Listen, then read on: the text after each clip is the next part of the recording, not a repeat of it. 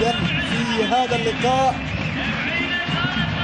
من اجل التسجيل بالنسبه للفريقين. عامر مبارك يرسل كره الان في الجهه اليمنى ومحاوله لعبد العزيز هيكل. عبد العزيز لماجد حسن، كره للامام، خطره.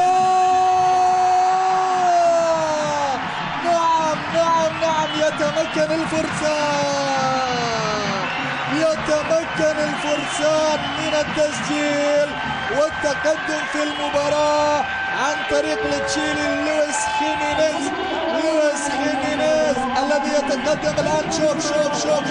شوف مشت الكرة الماضية، استقبلها استقبال رائع جدا وحطها في المرمى بشكل اروع ايضا ليتمكن من التقدم للاهلي بهدف مقابل لا شيء. اولا هيكل ارسل الكره للويس خيمينيز، شوف المهاره التشيليه، مهاره رائعه جدا. لويس خيمينيز استقبال وتقدم وتسجيل بعد ذلك، هو موعد مع السعاده للفرسان.